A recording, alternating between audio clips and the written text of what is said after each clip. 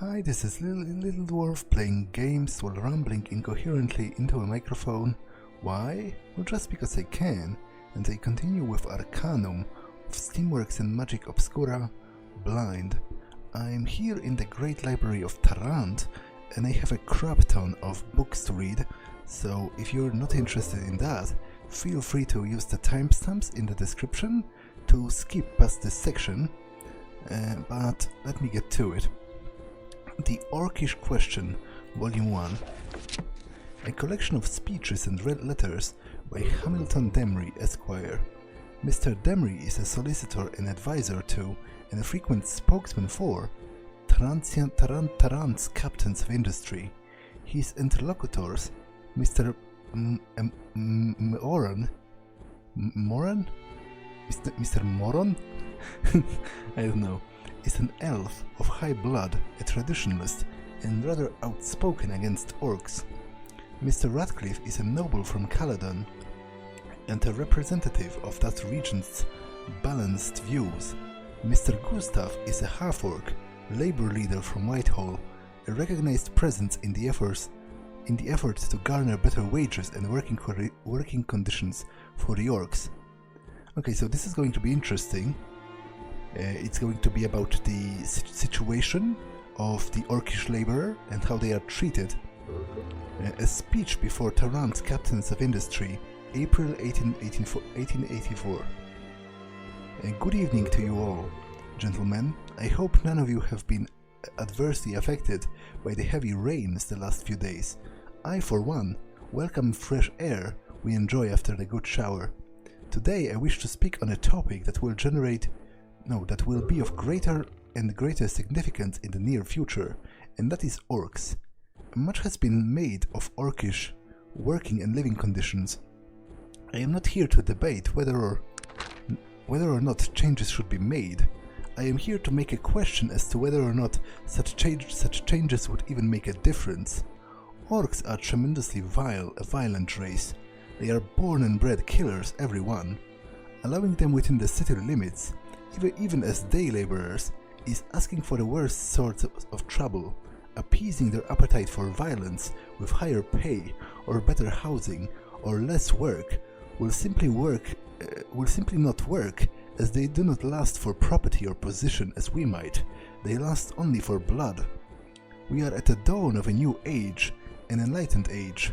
The wonders of technology are improving the lots of every creature, bringing wealth to those who were previously but serfs. Orcs, by their very nature, are unfit for this new age. Our society is advancing rapidly. Unless orcs advance as well, their predilection for evil will cause great strife.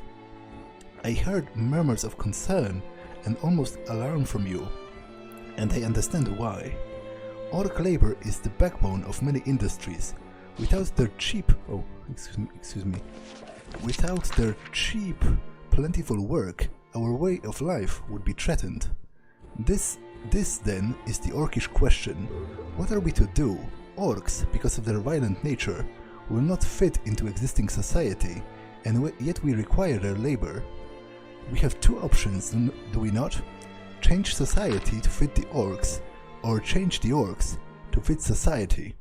Okay, let me pause here, because all of this sounds horrifically racist, and it sounds eerily similar to some of the arguments made about black people during the time of slavery, because actually, when there was slavery, when there was slavery in America, they used to, there were whole treatises written about the supposed fact that black people were unfit to exist in freedom, and in fact that slavery was their natural state and they were better for it. Like, for example, there was even quote-unquote medical treatises being written on the psychiatric disorder of a black slave wanting to be free. Like, the desire for freedom was treated as a medical condition because because it was said that the black man's natural place is in serfdom to white people, because they are a lesser race that would not and could not exist in society. So it's it was framed as borderline paternalistic concern, that it's not that we don't want them to be in society, but it's simply they can't do it because they are too savage and too stupid to really fit into it. And it's much the same here, and I find it kind of disgusting. But then I already talked about that a little, that it's a little bit difficult to compare, because obviously this is a fantasy world and those are really different races. So maybe orcs are prone to violence. In fact, I have not met any pure blood orcs, I don't think. And the only one, the one that was supposedly the world's smartest orc, was in fact a human. He just looked like an orc, so that doesn't prove anything. But I feel like even if they are prone to violence, you cannot treat them like animals. Like, it doesn't. They are clearly what's the word? Self-aware, and they are clearly sentient on a level comparable to, well, even if you compared them to mentally deficient humans, then that still doesn't give you a right to treat them as subhuman, because obviously that used to happen in human society as well. But nowadays we do recognize that mentally disabled people might need guidance and might need help, but it doesn't make them less of a human. And you couldn't get away, for example, with employing mentally disabled people on like 18-hour slave shifts, and that is basically what is happening to half-orcs. So I feel like the point is kind of moot, because even if they have legitimate differences to humans in terms of their mental capacity and in terms of their temperament, I feel like it's still wrong to treat them as basically borderline slaves, and instead accommodations should be made to, for example, maybe they would respond to therapy or I don't know, medication or something. Because maybe if they all have anger issues, basically, as this pamphlet seems to suggest, then maybe something could be done with it. But obviously it could also be propaganda, because, as I said, the exact same argument pretty much was made in real life about black people, right? So that alone should give you pause and should make you start to ask if this is actually true, because it might not be. It might just be lies of people who are so prejudiced that they refuse to accept the possibility that orcs could be in any way equal to humans. So let's continue. As I have stated, the societal changes that have been proposed to date do not address the root cause of the problem. Improving their lot will not satisfy them as it would any other race. We either meet their need for barbarity by turning our factories into killing grounds, or we look to the other option, changing the orcs. We must bring the orcs up to our current standard of civilization. I will be engaging in many debates and discussions over the next few months in order to determine the best way to proceed, and will address this august body once again, once a working proposal has been identified. Thank you for your time. A letter to Mr. Meoran. Dear Mr. Meoran, your points and concerns are well taken. In response to your musings, I must simply submit that it is our duty, as enlightened and right-thinking members of our progressive society, to bring civilization to all species. This does not stem from mere altruism and a desire to improve the situation of the less fortunate indeed, by spreading our mores and values to the world at large. We will be enhancing the peace and prosperity of all races, ours included. It is our duty, I say, with great power and certainly technological marvels of the modern age, the abundant wealth created thereby, and the flowering of rational thought all equate to power, comes great responsibility.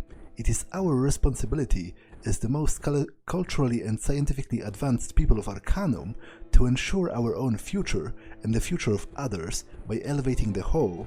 Now, as to the Orcish question in particular, I agree that you are correct, and the species might be completely intractable and unable to advance into modern society in their present state. I suggest that these differences are purely physiological. I put forth that our remarkable scientific advancements might point to a means of a solution. I propose that we begin immediate experimentation upon members of the Orcish race to ascertain the cause of their violent limitations in hope of finding a medical remedy. A simple operation, the removal of a malignant gland perhaps, might be all that is needed to bring an individual member of this unfortunate race into enlightened and a more pacified state. A structured breeding program might even reveal that such beneficial modifications are hereditary. Regards. Okay, are they talking about like lobotomizing them? That's pretty much how it sounds, and again, that's horrifying. Letter to Mr. Radcliffe. My dear Mr. Radcliffe, you speak of the realm of the gods and the natural selection. Both of those terms help us to explain and comprehend our helpless past. But what, I ask you, of the boundless future? The gods made the world around us and us, but we are remaking this world. Why not remake ourselves again? As well. The era of rational and scientific thought is upon us. Let's not go backwards to our dark, superstitious past. Let us move boldly into the future. Natural selection, in theory, helps us to explain why dwarfs are short and well suited to mining, and why orcs are strong, vicious warriors, and why elves are so well adapted to natural surroundings. It need not be a rallying point for those who are too timid to seize the future. Let it explain the past, but let it not hold us in stupefied awe of nature when we have the means, the knowledge and the wherewithal to define for ourselves what tomorrow shall bring. I foresee the day when we shall engineer a magnificent edifice that reaches the very heavens, when we shall launch fleets of unsinkable ships, when we shall live free of disease, when the vast network of our rail lines bring peace and prosperity to every corner of Arcanum. Every day, ingenuity and necessity meet to create new and greater technological wonders. Advancement in medicine and engineering, and indeed in every branch of knowledge, bring prosperity to all. If orcs do not fit into this brave new world because of a bad hand natural selection dealt them, then why not seek medical and anatomical solution? Why wait for the natural selection to provide us with an orc that fits our enlightened society? For their benefits and ours, we should act now. For all we know, the course of your precious natural selection would be to wipe orcs from all of existence. I ask you to explain how natural genocide could become more humane to my proposed solution. Now as never before, we must not only understand our world, but we are capable of making great changes there too. We have the power, the right and the obligation to use the capability to bring peace and prosperity to Arcanum. Let us see if we can do better by orcs than nature has. Let us solve the Orcish question, and then move to bigger and better things. A new era dawns. We are no longer subjects to the whim of nature and the gods. Let us take our future into our own hands and see what we can make of it. Let us step boldly into this brave new world. A letter to Mr. Meoran. Dear Mr. Meoran, I am no longer ignorant of the marvels of magecraft. I have been witness to the miracle of resurrection. I do not doubt the utility of powerful magics. However, I doubt the ability of magic to survive against the rising of technology. The common man can easily use and benefit from technology, but this is not true of magic. The magic's restriction will be its downfall. I do not wish all magic removed from existence. Perhaps Tula or Quintara will remain in more or less their current state, but it is hard to predict.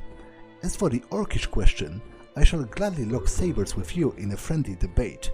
You mention physiological, social and cultural influences and accuse me of only considering the physiological in my proposed solution. Perhaps this is true, but it is so because the social and the cultural influences impel us to this solution. I say so because the orcs' social and cultural history are at odds with the direction that Terran's culture and society are headed. Such is exactly the cause of this ongoing debate. Perhaps there are social and cultural changes that can take place on both sides to ease the pressure, but I do not foresee they will be easy changes either. Your question of ethics, you question the ethics of a physiological solution. Your argument of potential abuse of those techniques is spacious. The same can be said of any form of power, from magic to mere brute force. The responsibility lies with those wielding those powers to use it for the common good, and always will. To ensure that we are speaking in the same terms, let me attempt to define the Orcish question. We need to agree upon the following statements before we can proceed. Orcs are on a whole foul-tempered and of violent nature. Yeah, the thing is, my problem is I don't know whether that is true. My instincts tell me that it isn't, but it's because in real world it's not, you know. All those racist theories about how other races are scientifically proven to be worse than white people have been debunked over time. But it might well be true in this world. I just haven't met that many orcs to discern it. Sure, I've met many who were like gang members and such, but it's all intertwined because obviously if you treat them like shit, they do not have anything else to do, so they turn to crime because that's the only thing that is left to them. And incidentally, the same thing also happens to a lot of poor people in the real world, right? Which creates this sort of self-fulfilling cycle of prejudice, because, for example, it happens to a lot of black people in America, right? Because they are brought up in a poor community, you know, in a poor neighborhood, so they already are kind of disadvantaged. So they have worse chances at education and all that, and it in turn makes it more difficult for them to get a stable, good job, which in turn makes it more likely that they turn to, you know, crime or something, which in turn can be used by some people to justify prejudice against black people. But of course, it's not as simple because it's all connected, as I just said. The rapid technological advancement in that Terran's experiencing has created a new social order. Within this new social order, the races of Arcanum have aligned more or less to the best of their ability. Orcs are at the bottom of this new social order, are unhappy with their lot, and in accordance with their very nature, may resort to violence if not forestalled. The Orcish question is, then, how do we resolve this potentially violent situation? Some have suggested packing them all off. This does not strike me as the best solution, simply because it would deprive the orcs of the opportunity we all enjoy in this new enlightened society of advancing to the best of our abilities. It is debatable. If this is debatable, so be it. I do not think the orcs would voluntarily stay in Terran if such advancements weren't possible. Furthermore, the labor provided by the orcs is essential to Terran's economy. This is truly a short-sighted solution. Some suggest working with the captains of industry to bring about better working conditions and better opportunities for advancement. This is well and good. However, I am extremely skeptical that the true orcish nature will be so easily modified. Again, that strikes me as bullshit, because if they haven't tried, how can they know? Like, they are treating the orcs like shit and justifying with it's better for them this way. The other way would not work, which again is eerily similar to the real world rhetoric that was used to justify slavery, because the exact same thing was being said, right? That you can't really let the black men govern themselves, because they can't do it. They are too stupid to do it. So you have to leave them. You have to leave them in servitude, because that's what they are fit for. And anyone who would say, otherwise was discounted as an idealist, a naive idealist who didn't know how the world works. So again, that kind of strikes me as bullshit. But as I said, it's a different situation, of course, with the orcs being an actual different race, and black people being, the human races are mostly a phenotypal difference, and by that I mean it mostly has difference on looks. Obviously, the whole debate about IQ differences between the races is very heated, but even if you were to believe that there are differences, they are pretty minute overall. It's like a couple points, and even then it's the average, right? So it wouldn't just, even if it doesn't really matter to me, because it brings me back to my previous point. Even if the orcs are indeed mentally deficient compared to humans, that still doesn't justify treating them as borderline slaves. So, well, let's continue onwards with reading. Some suggest letting natural selection have its way, leaving the orcs to their own devices to resolve the situation. I fear this could have nothing but a violent outcome. I reject this idea as being irresponsible. If we can do something, we should. My proposal is to seek a technological solution. Medicine and anatomy may show us the way to relieve the orcs of their violent nature. The violent nature no longer benefits them or us. To engage in such a program of alteration would incur the changes the natural selection would eventually bring about, quickly and painlessly, for no doubt the violent nature of the orcs is a needless vestige of their less civilized age. Bear in mind that I am not recommending this course of action in order that a race be molded into some image that I whimsically desire. If orcs are to survive in the modern world, such changes must take place. If technology can bring them about more rapidly, I say let us not delay. As for the practical implementation of such a program, I suggest that if experimentation shows it's possible, that we first begin with volunteers. Surely the most intelligent of orcs could be persuaded with logic and reason that they and their descendants would only benefit from pacification. If the alterations are hereditary, then within a few generations, the fierce violent orc may well be a thing only found in histories and storybooks, and the world will be a better and less volatile place. Okay, that's kind of that's pretty suspicious to me and kind of horrifying. This whole long-reaching program of eugenics, how they are planning to technologically alter the whole race of the orcs because they don't like some of their some of the elements of their nature, supposedly. But again, my problem is, I as a player don't know how much of what was said in that pamphlet was true, like from an objective standpoint.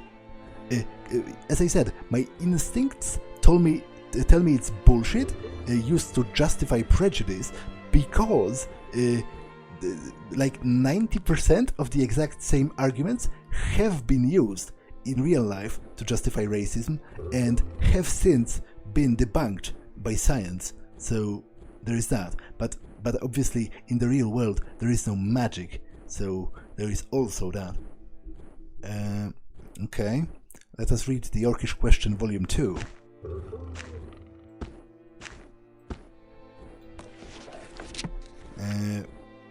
A collection of speeches and letters by Hamilton Demry, Esquire. Mr. Demry is a solicitor and advisor to and frequent spokesman for Tarrant Captains of Industry. A speech before Tarrant Captains of Industry. I shall come straight to the point. My debates have clarified certain issues, and there is also some recent news that has significant impact of my proposals. Mr. John Beddoes' treatise on orcs has recently come to my attention. Or, if orcs are, as he postulates, the results of sorcerers meddling with humans, then this casts a new light on things. Let us proceed under the assumption that the famed naturalist is correct. Many have been recently arguing that the concept of nature versus nurture, whether traits and behaviors are learned or inbred. Since orcs were humans who have been modified, then it would point out that this argues strongly in the favor of their behaviors being inexplicably part of their being. Who or whatever did it for a reason. That reason was to create, we might assume, from that evidence, a race of strong, virulent, violent and vicious warriors. That they succeeded admirably, we can have no doubt. If any significant number of orcs could defeat their violent nature and join our enlightened society as reasonable beings, then their creators would have failed. I say again, orcs have been created to be mean and violent. One or two, here or there, may well be capable of advancing, but as a race, such a thing is to be regarded in the highest suspicion. Now to the crux of my argument. What magic has done, it has turned humans into base creatures of violence. Let technology undo. Why let those poor folks continue be out of place in modern society because of the whim of some ancient sorcerer? We can rebuild them. We have the technology. Wait, that's a quote from Robocop, I believe? Or that is a quote from somewhere. We can rebuild him. We have the technology, right? We have the ability to create the world's first pacified orc. We can bring these poor lost souls back into society's bosom. Let us do so.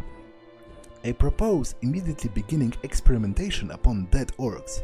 Plenty can be had at the morgue. Furthermore, I urge experimentation upon live orcs as well. These subjects can come as volunteers from those currently sitting condemned in the dungeons of the Court of Executioners. Thank you for your time. Does he mean volunteers in an ironic way, or does he mean they would volunteer in exchange for having their sentence, for having the possibility of being exonerated, like not exonerated, but being let out on parole, being given amnesty or something? A letter to Mr. Meoran.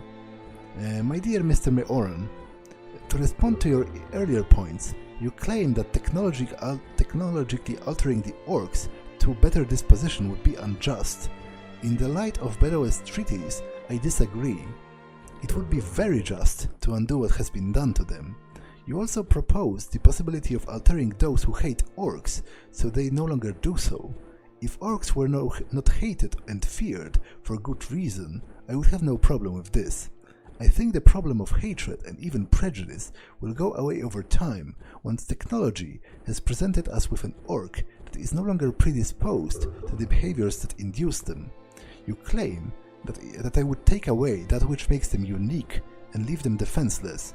If that uniqueness is an unnatural predisposition for violence, then yes, but I only seek to remove that which impels them to unnatural levels of violence, not destroy their sense of self-preservation. A letter to Mr. Gustav. Dear Mr. Gustav, I fear that you are in a minority representing your race. I wish it were not so. Folks of your temperament can be reasoned with.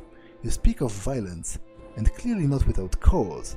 As any rational being, you understand that violence might be necessary, but only as a last resort.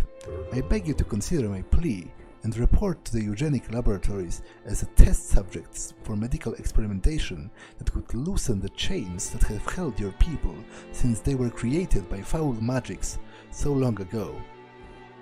A letter to Mr. Meoran. You claim my proposal is unethical. How so?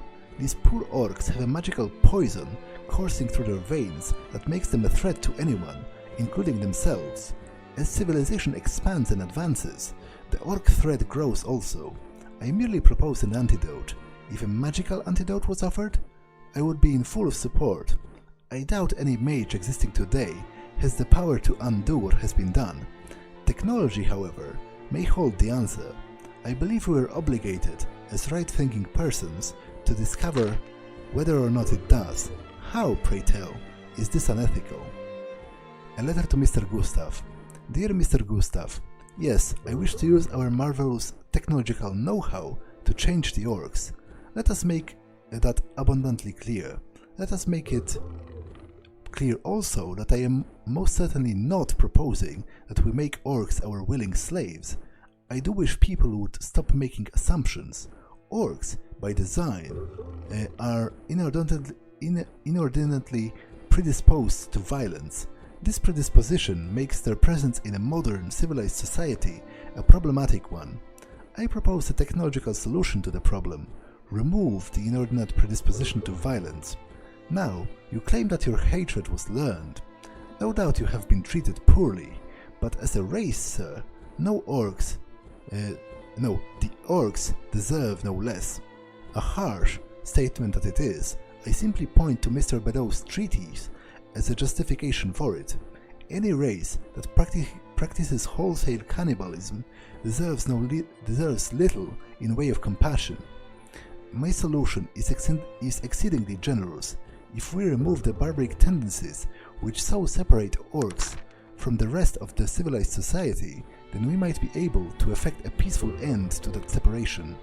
Pray, let us speak no more of bloodshed and wrath. It is so unlike gentlemen to do so, and in doing so, you only make yourself seem more brutish and in need of alterations you would resist.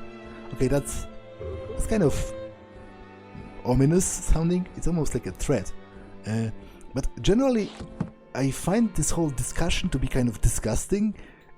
But as I said, it's mostly because my mental framework is kind of warped by the real-world rhetoric, real-world racist rhetoric and real-world attempts to justify eugenics. Because if the orcs really were magically created, and if they really have an unreasonable predisposition towards violence, because they very well might have. As I said, it's a magical world. You can't make direct comparisons to the real world and expect it to make sense. Then perhaps something should be done about it. I don't know. It's a situation that's difficult to compare to any real world, and to any real world. What's the word? Situations of prejudice and real world justifications for prejudice, because those have been all been debunked in the end. No scientific theory of racism still holds water nowadays,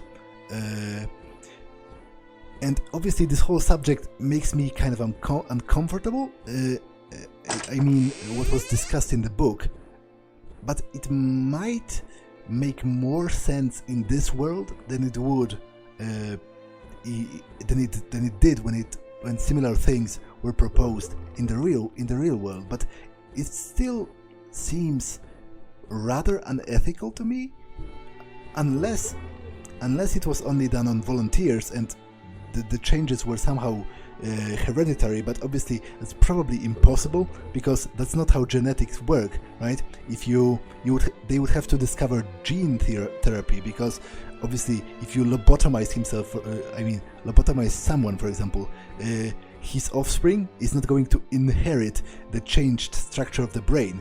They would have to discover gene therapy, which I somehow doubt is going to happen anytime soon. But let's continue. The Treatise on the Causes of Disease. A philosophical treatise as to the causes of disease, utilizing new findings in the natural science, in addition to the drawing on the advice of the esteemed Master Barnhouse at the Hall of the Applied Magics in Tula. In these fine days of reason, which we today find ourselves, many things often trouble us. Likewise, with those wondrous tools that wisdom has given us, we try to solve them. If we can create a steam engine that does the work of 50 men, why can't these sniffles be dealt with similarly? The problems of the sniffles, it would seem, are much more difficult to overcome than those of engines. Though this might be glib, it is in fact true. Thus people today are faced with a curious quandary. Do I miss another day at the banking house, or visit the practitioner of the art at the university? Why is it today, while we leave behind useless superstition and try, as a civilization, to raise ourselves up higher, is that we must still bow to the whim of the bat's blood and crushed herbs when dealing with what ails us? No offense intended, I assure you, to those esteemed practitioners of the arts. To clarify what has held back a systemic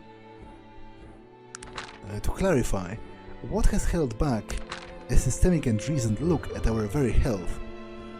Needless to say, this is a problem that has concerned me since my days as a student at dear Tarrant University. My dear mother, in fact, passed away from an illness only months before my arrival there. It was then that I decided to focus on the healing sciences instead of the chemical that I had previously endeavored. Shocked was I upon my first arrival.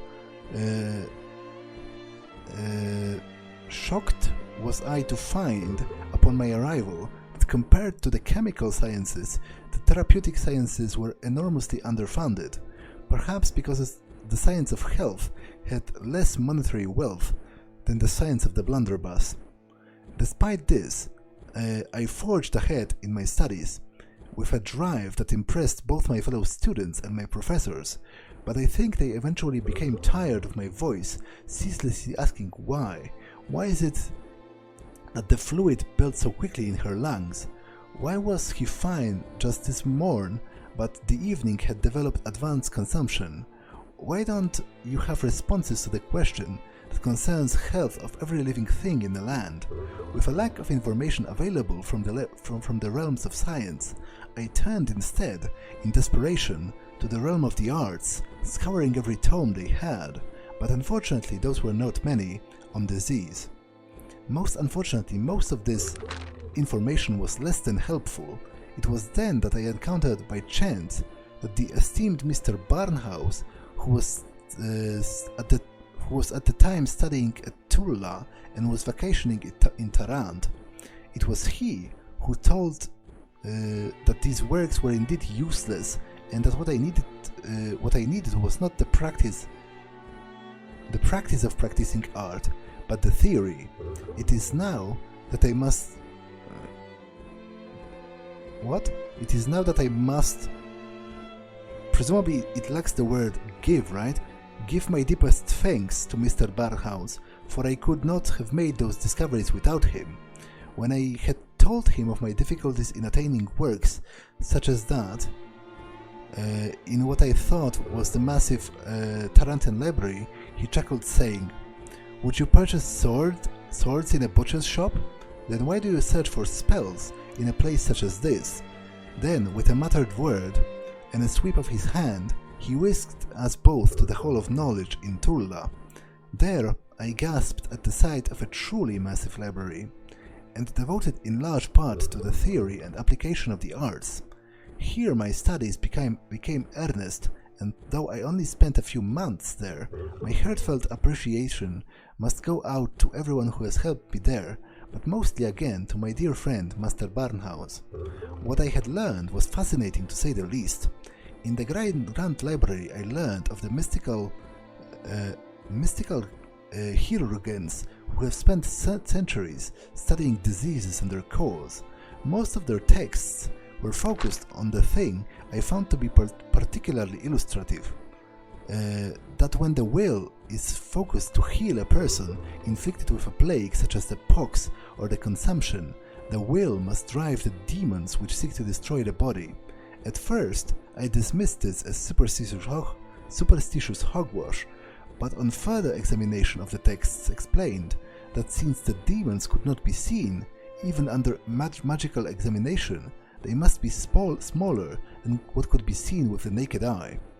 It was the phrase "smaller than what could be seen through naked eyes" that sparked a thought in my head. It was a friend of mine from the university who had mentioned that a professor, a learned man who had devoted much time to the science of chemistry, had developed a clear, curved looking glass that could make faraway things appear much closer. Could this looking glass make small things appear larger too? With that thought, I returned with all possible haste to Tarrant, to some bereavement of the good Sir Barnhouse, who by this time thought that I could become an excellent mage, and sought out the professor. Fortunately, I found the professor to be more than interested in the task I told him, and proceeded with much haste to construct the contraption we were devising. His name, I should mention, to give him due credit, is Sir Francis Crick. When I looked through this contraption for the first time, I must confess I was amazed. Before me, I had placed a small cross-slice of the animal tissue above a mirror to reflect the sunlight, but when I peered through the view-hole, I saw a row upon row of tiny ovalish objects, to which I will refer from now on as cells, a name that carries an important meaning. But I was rather stunned when I realized that many of those cells still moved. The tissue, I should point out, had been removed only minutes beforehand. Then I had a proverbial brainstorm. They were taken freshly from a dead animal, and they moved, and where it seemed the principal makeup of the rat they had come from. They were alive. That stunning thought nearly threw me from my ladder, but even had I broken 24 lenses, I looked through every bone in my body, it would still not have mattered, for now everything made sense, like why cats heal and children grow. Glow. All living organisms must be composed of these, I reasoned later that night. We are not single beings, but a multitude, all working in concert. With scant days, I had published my findings and opened my discovery to scientific questioning. Refer, if you desire, to my previous paper, a philosophical treatise as to the nature of living organism and the role of viewing lenses in discoveries in discovering this with the advice of the esteemed Professor Crick. At this point, I must confess that under my newfound fame and admiration of my discovery, I let my original desire of the investigation languish. Now that I was living an easy life, I was not so concerned with my fellow men, who still languished in the grip of fluxes, but soon I returned and began a detailed explanation as to the causes of sickness. In addition to the honor, in addition to honor, she who gave me life, I devoted this study to the disease that took my mother, consumption. The first step was to recover fresh tissue from those recently deceased from the disease that was, and this step was unfortunately easy.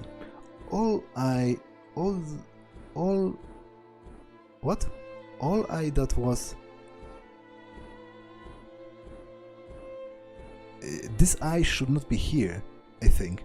All that was necessary, in fact, was to visit a nearby hospital where citizens of every stripe were dying, despite earnest help from both surgeons and sorcerers.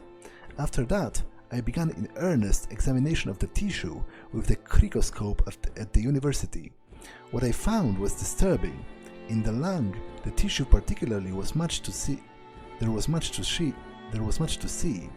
In these tissues, I could see that the cells were in ill repair, choked with fluid and blood. Some were even burst, and it was these that I examined most intently. But in them I saw nothing. Such a dilemma this. How was it that cells could go from healthy to dead in a matter of hours? But the answer was there stark as the moon, only waiting for my eye to notice. When I observed entirely healthy tissue, supplied by an unfortunate bout of drinking and an attempted spellcasting, that came into contact with the infected, a fascinating change occurred. The once healthy tissue began to warp and then burst, exactly like the one from the infected tissue. However, it is at this point that I must confess my failure. Though I have come this far, to the point of pinpointing their methods of infection, I have reached the limits of the cricoscope. No matter what dyes and amplifications I use, I cannot see deep enough into the depths of the cell, not until a new revolution occurs within the realm of viewing lenses to allow examinations at unprecedented depths. We will look upon these demons face to face. Okay, so basically this is about the beginnings of the cell theory in Arcanum, and also I guess the germ theory as well, because he was talking about how those little demons were causing the disease. Kind of interesting, I guess. The Nature of Archaeological Practice. Being the introductory volume to the third year of fieldwork in the southeastern district, and musings as to the classification of archaeological practice as science or art, by Elias Thorne, Director of Excavation, and published under the auspices of Secretary General of Archaeological Survey of Arcanum. How far have we come? There are few things which appear to us at the present day so strange as the work of the past scholars. Conversely, there are few things as edifying as examining the progress we have recently made in our understanding of even the most remote and ancient times. When I think of the scholastic work that was being done not 5 decades ago by such noted luminaries as Robert de Carlois or Agnes Festal, I marvel at the strides we have taken since their time. Think of the system proposed by de Carlois for cataloguing archaeological finds, whose categories seem so backwards and arbitrary to the modern mind. Criteria as disparate as an object's color, its use in agriculture, degree of preservation, whether it contain writing or suitability for display, were all to be considered equal in his schema. And while admittedly all of these factors are important to some degree, I need not remind the gentle reader that it is a sign of a faculty of a faulty method to heap such diverse elements together into a single rubric. We need only to compare these old ways with modern techniques and of comparative stylistic analysis and the systematic techniques now employed to establish a relative chronology in order to feel a not undeserved sense of pride. However, lest I be accused of thoughtlessly attacking our forebears, let me qualify some of my previous and somewhat unguarded statement. For all of their apparent errors of fruitless theorems, these past academicians are the giants upon whose shoulders we now stand. In their own day, these great thinkers launched our discipline as a formal area of study and called into question the plundering and the looting of the ancient sites that had been praised as heroic for centuries. I shudder when I think of the damage this self-serving, albeit adventurous treasure hunters inflicted upon the material record so many of Arcanum's greatest ancient sites, these quote-unquote quests were little more than self-indulgent vandalism perpetuated in the name of personal gain and for notoriety. Our diligent predecessors crusaded to raise civil awareness of the precious nature of Arcanum's early sites and inspired a zeal for understanding the past that drive us still. So, although we might gently correct the imperfections of those archaeologists who have gone before us, we also remain securely in their debt. Thus, having come to terms with the triumphs and shortcomings of the past, I would turn now to the fractious divisions that confront all of us in the present. We are in no position to rest upon laurels and must address the recent debates and quarrels that have beset our forum of academic discourse. I refer, of course, to the preface to the last year's publication in the same series of fieldwork reports. In that excellent volume, my esteemed colleague Lila Margolis-Sen, perhaps inadvisably, suggested that recent developments in the practice of archaeology were solely due to the efforts of those who favor the technological sciences. And so, no doubt the reader is aware, she goes on to claim that archaeology, as a place of study, should be considered a school of science in itself, as if the practitioners of technology alone can lay claim to the rational thought and the logical analysis. Colleagues, what do such inflammatory claims gain for us in the study of our past? What do they accomplish except to distract us from the constant infighting and the needless dissension? I urge you to set aside your differences in method and recognize all contributions and the contributions of all individuals dedicated to furthering our knowledge of the past. I will be among the first to allow Miss Margolis-Sen for her subaqueous steam pump and automated slicing grate, which have revolutionized the practice of excavation in bogs and other sites previously inaccessible due to high water tables. But I would also claim some small measure of credit for myself in assisting her digs through my judicious application of divinatory incantations designed to determine the nature of particularly troublesome and perplexing pottery shards, or indeed, which of us can fail to compliment the work of Phineas Lightfoot, whose command of the art has allowed him to coax secrets out of the ground itself. I am speaking, of course, of his talent in the earthly arts, which have allowed him to locate rich sites for excavation that have laid hidden from the naked eyes for centuries. Can we quantify such contributions? Do not all the efforts guide us towards our goal of understanding the past? Even had I the power, I would loathe to eradicate the contributions of any scholar who has contributed even one faltering step on our collective journey towards knowledge. In short, I urge us all to set aside our differences as best we can, for although we may differ in our approach, we are all ultimately seeking the truth. Therefore, in the spirit of reconciliation, I present this humble work. This introductory volume will be followed within a year by an extensive second volume detailing the results of this year's excavations, along with some observations and preliminary conclusions. Together with the second volume, and a slender third and final volume will be printed. This work will primarily contain maps and figures relevant to the discussion set forth in the previous work. It is my sincerest hope that they may offer some kind of measure of truth that we all seek.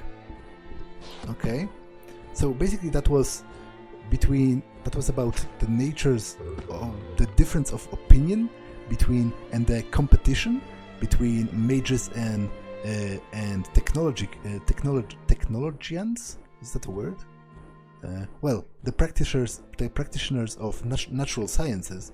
It was kind of interesting. It fleshed the world a little, because it's very interesting to see such fundamentally different forces coexisting, because obviously in the real world nobody was able to prove that magic exists, and if you And if you admit that you believe in magic, you are likely to be laughed at, which incidentally I would probably also join in, because I am a hard skeptic when it comes to the supernatural. But obviously in Arcanum, it is a well-known fact, it is a well-known everyday fact that magic simply exists, and everyone knows it, and it can be easily demonstrated. So it is interesting to wonder how such a cooperation would look if we were able to one day prove some kind of a supernatural, like how would it interact with natural sciences? And there was also a dig at role-playing characters, because there were those adventurers who were claiming to be archaeologists but just plundered the ancient tombs, which I think is a dig at the players, because that's usually what you do in those games.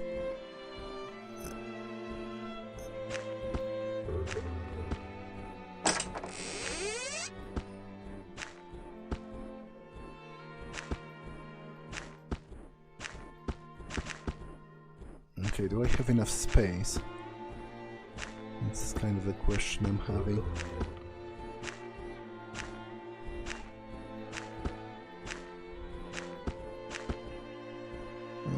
Yeah, I guess kind of.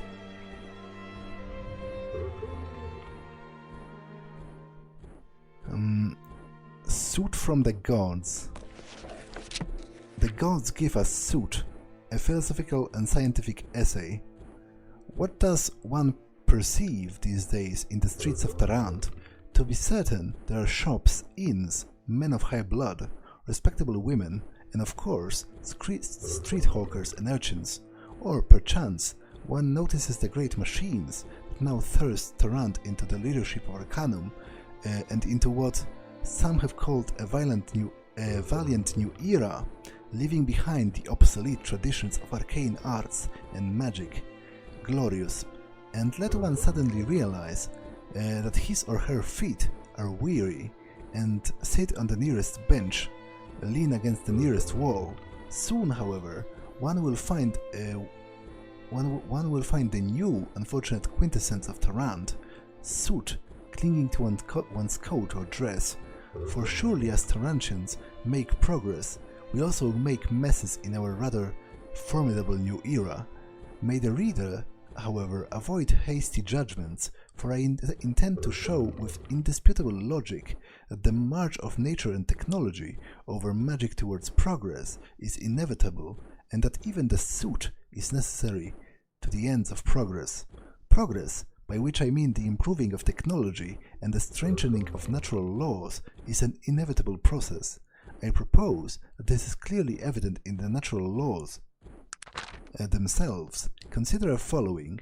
A weak fortress will keep out sheep, but not the marauding rogues. And yet, if the keeper of the fortress is able, he will strengthen his walls and his gate when he sees the rogues approaching. The invaders of the forests of nature are those who would subvert nature through the extortion of her will, the mages. Through the course of eternity, only 4 outcomes between nature and magic are possible. They balance each other, they are mutually annihilated, magic suppresses nature, or nature suppresses magic. I shall address one of them at a time. The first possible solution between nature and magic through eternity is that they always balance each other, an even match.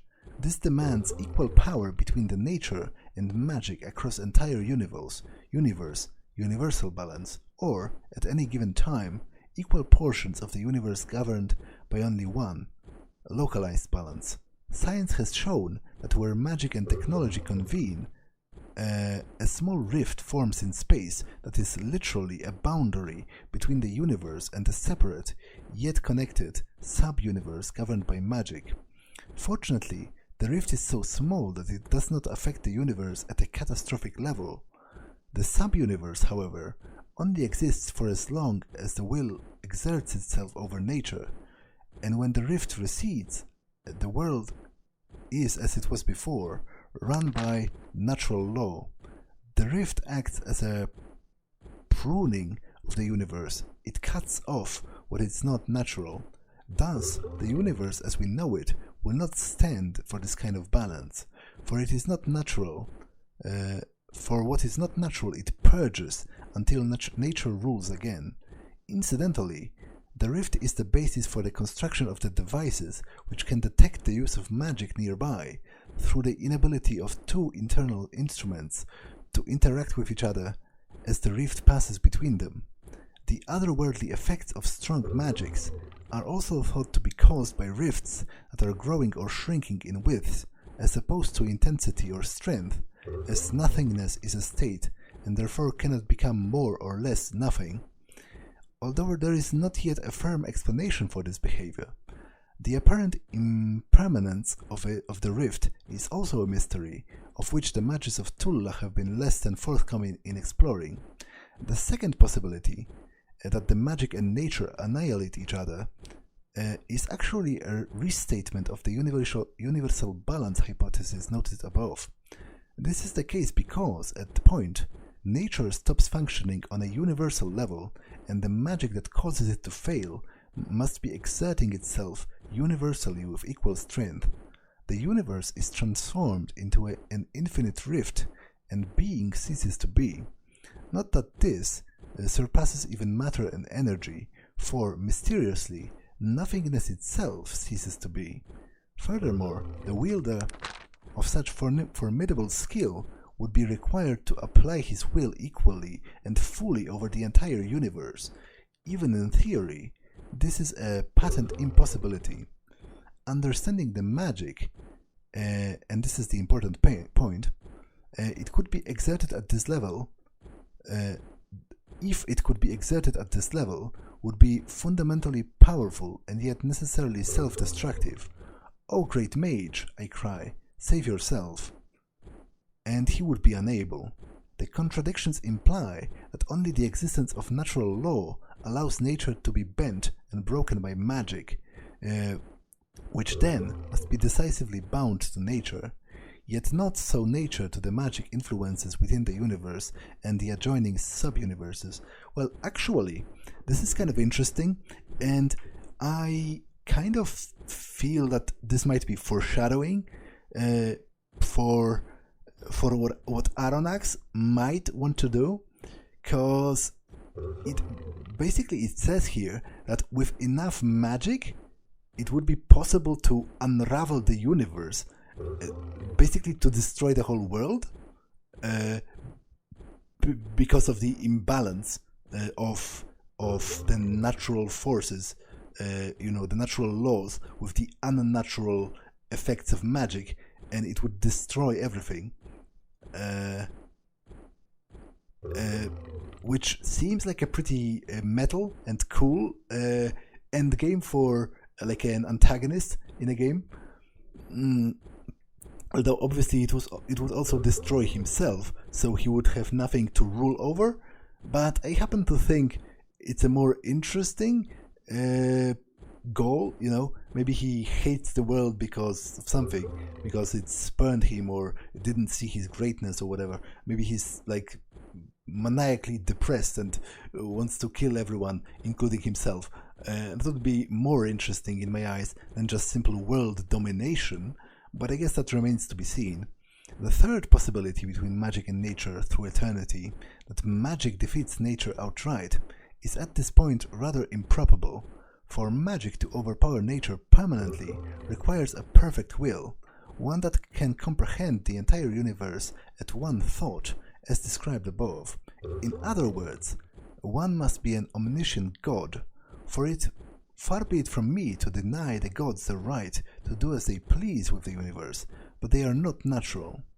Those with spiritual inclinations will claim the gods to be the likely suspects in the very creation of nature. Will the gods then tear down their own order and present it to pitifully small creatures to rule by inclination? Or was it not the gods, by pure chance, as some have recently suggested? Is not even chance unable to rescind what it has declared enduring? Magic's victory would be counterfeit. through gods and impossible through chance. In summary, an eternal localized balance is impossible because the rift exists. Annihilation is impossible because men are not gods, which again I feel like might be proven wrong by the end of the game. It would be a pretty cool end game for the bad guy to want to become god and then destroy all of reality, which actually reminds me of the Thalmor in the Elder Scrolls, which incidentally also happen to be elves, because their goal is to basically destroy the universe, because they believe that elves, that Altmer, the High Elves, are like basically crippled descendants of the gods, and that they were once gods indeed, but the physical world itself limits their power, and it has to do with the cosmology of Nirn, the world of the Elder Scrolls, and it has to do with like the other religions. Like that's the reason why they forbade the worship of Talos in Skyrim, because they want to destroy the idea of Talos, and by doing that they want to destroy the humanity as well, because they feel humanity are usurpers. But basically I don't comprehend the entirety of it because the lore of the Elder Scrolls is notoriously kind of wild, but basically they want to destroy reality as we understand it, because they feel that reality itself is limiting them, and if they manage to unravel the world, they will break the chains of mortality and become gods again. So that would be kind of cool. And Magic's victory is dubious because the gods are not men. Thus, the reader is left with but one option, that in ultimate end, through eternity, incomprehensible and marvelous, nature will reign supreme. Magic might be strong now, but as time passes, the infinite reserves of nature will weaken it ever more. Magic might or might not ever pass completely from the world, but nature has granted itself victory. Having arrived at this conclusion through inconvertible logic and reasoning, the question remains why Soot, the bane of modern Tarant, is necessary for progress. I cannot deny the many unfortunate effects that distress our fine city because of Soot, but Soot and other unexpected side effects of technology are beneficial to the causes of progress in nature because they are problems that progress overcomes. The gods, in their wisdom, or chance in its capriciousness, require trouble in the universe as a singular mechanism for improvement. If problems were to ever cease, there would no longer be any direction in which to progress. Thus, it is more correct to say that Soot is necessary because progress has not yet run its course, the natural course to perfection. Okay, that was quite a nice essay, actually. Starting with something insignificant, insignificant yet annoying, that being the Soot, and then concluding with the observation that it's actually good that it's annoying, because the fact that it is will eventually compel someone to devise a way for it to stop being so, which is cool. Okay, I have time for one more book, so let's read this. Psychological Treatise of Intolerance. The treatise on the psychological ramification of intolerance of those of half-orcish nature. It is a sad fact of life that our instinctive reaction towards orcs is one of dire hatred.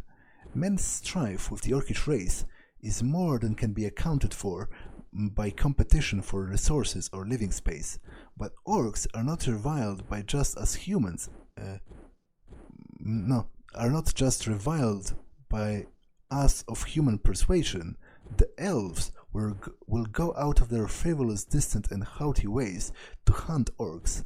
Dwarves hold no compunctions about a little orc's slaughter. The orcs seem to be recipient of a universal curse, whereupon they are treated with disrespect and intolerance, so that any other race, more so than any other race, barring the barbaric ogres, orcs, no matter their intent or purpose, are automatically viewed with distrust, contempt, and in some area, open hostility. This hostility, not confined simply to the pure-blood orcs, extend to any with orcish blood, no matter how thin. I refer here, of course, to the half-orcs.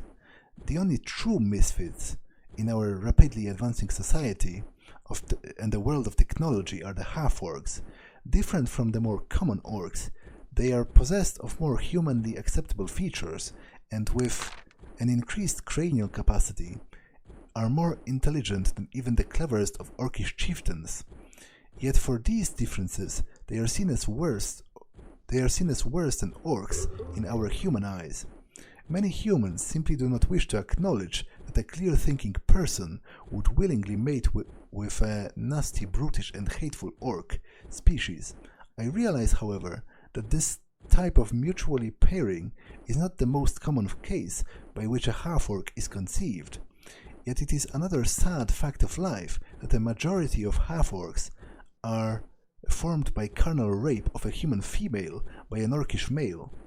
It should be noted, however, that this proves nothing about the character of the orcish race, for many human males commit such assaults of rape, and like orcs, do not limit this act to just their species.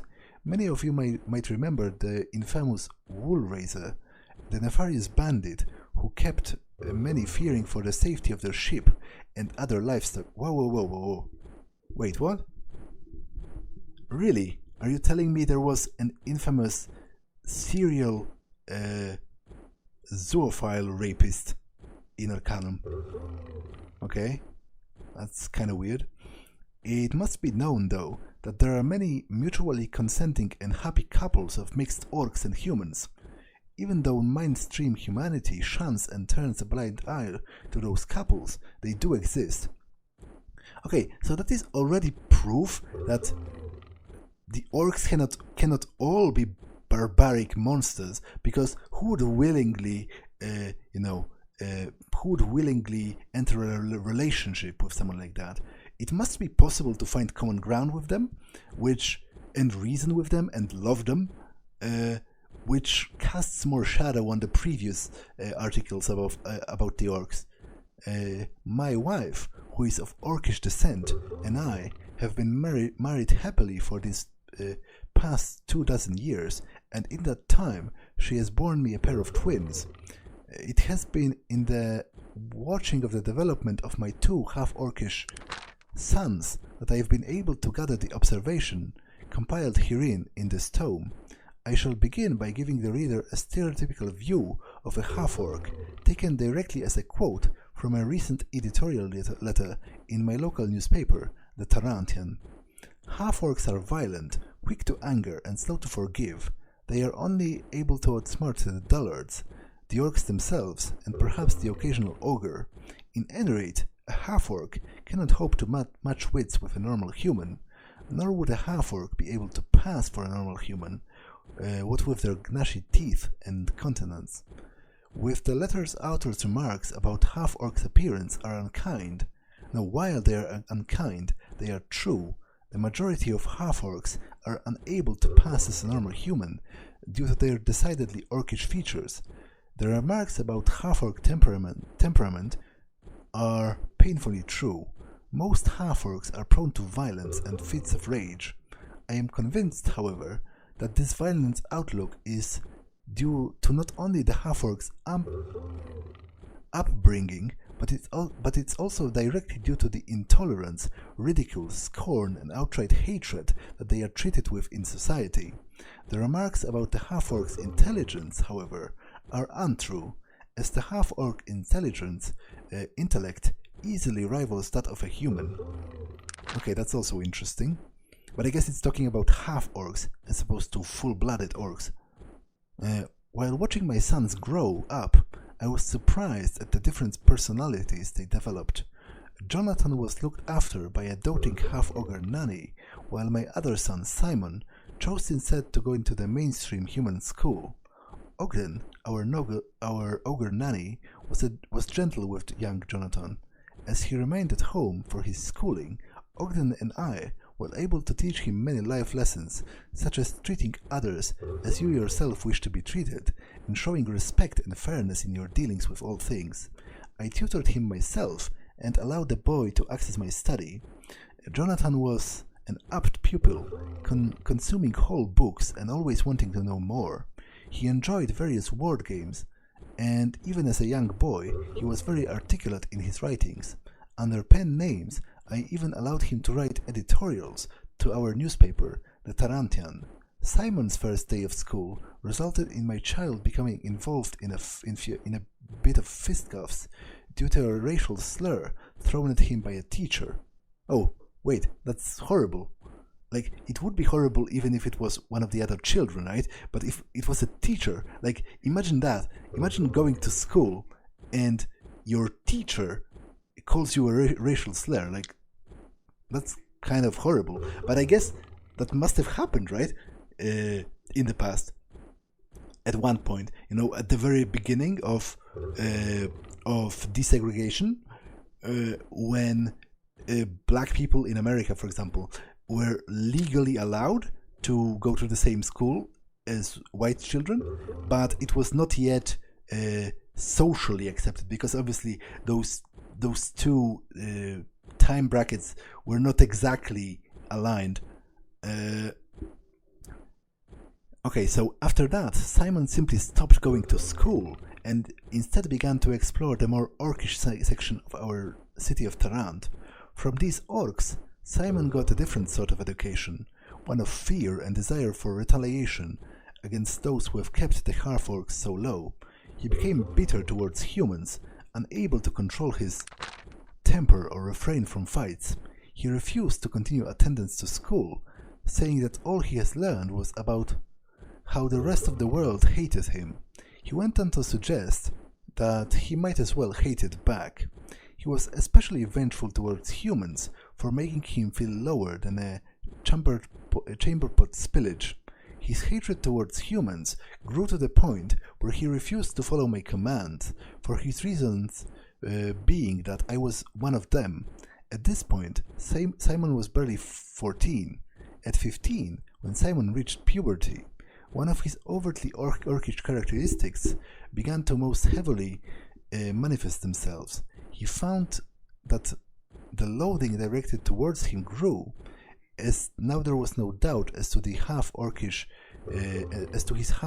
parentage, what with the increased growth of hair about his face and eyebrows, and the gaining of the most distinctive orcish canine teeth, and more importantly, his increased body and muscle mass.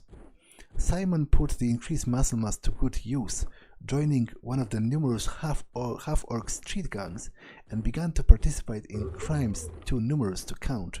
He stopped returning home at the age of 17, when I confronted him with his actions. I have not seen my 22-year-old son for 5 years. I can only hope he is still alive and has not fallen prone to any number of numerous occasions of human mob anti-orc violence. Puberty hit Jonathan less hard. True, he manifested the same orcish elements physically, but since he had a more reduced exposure to the public than Simon, he did not develop some of Simon's more destructive tendencies at the time, and instead continued his studies. Jonathan had a growing interest in the rise of technology, and remarked to me many times that he would have liked to follow an education and career in the field, perhaps even attending the Athenaeum itself. Unfortunately, this was not to be. When Jonathan went out to find himself gainful employment, he was confronted with the same bigotry as Simon.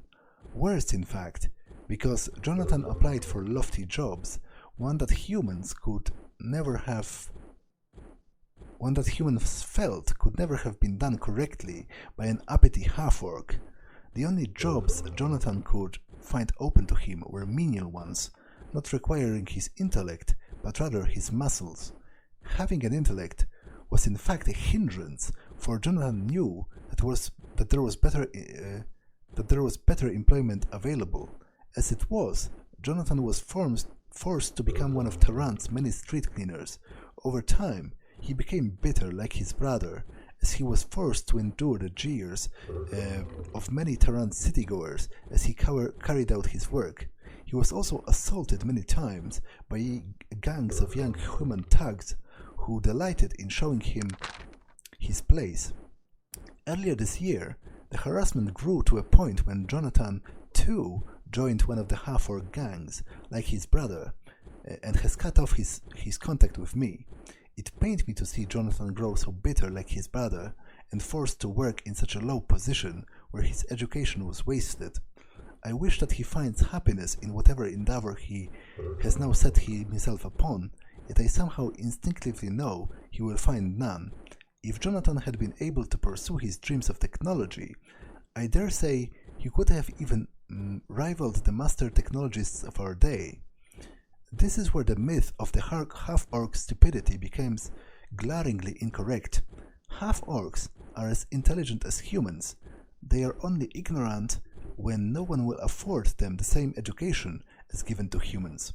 As an unschooled human may be ignorant, but not necessarily stupid, half-orcs are also not given access to stimulating or high-paying jobs, but instead forced into becoming chimney sweepers and basic factory workers. The reason there are no affluent half-orcs is not because they are stupid, lazy or unskilled. There's obviously something very wrong with our human society today if we can ridicule a race of people so talented and intelligent as the half-orc purely due to their mixed parentage.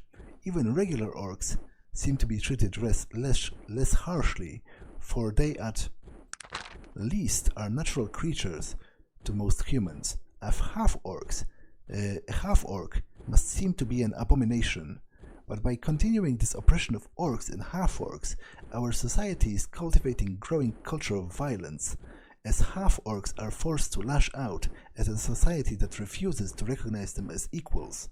Dwarves, halflings, gnomes, and even the arrogant elves are treated as equals, so why cannot we treat our half-orc sons and daughters and let them be treated in the same manner?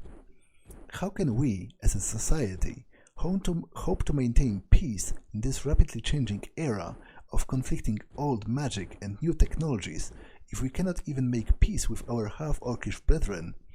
I feel this is only a matter of time before this bitterness and resentment explodes onto a much larger scale that the whole world will regret. Okay, this was cool because it again brings back some very real musings on the nature of prejudice and the nature of differences between human races, because the exact same mechanism, as I said, could be, and to a lesser degree is probably kind of still observed, where poor people, due to the lack of opportunity for education, end up with worse jobs, and then the greater chance of them engaging in criminal behavior. And it's exactly what happened to this guy, right? The half-orc, because he wanted, like, he basically became the monster that society was treating him as, and the other one, in a way, had it even worse because he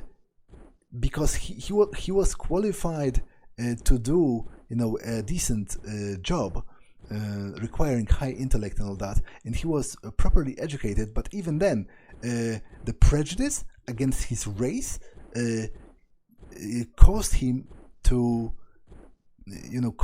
of the opportunities and caused him to regress into aggressive behavior, because he saw he felt that he had no other choice, that there was nothing else for him to do, basically, because nobody would accept him anyway.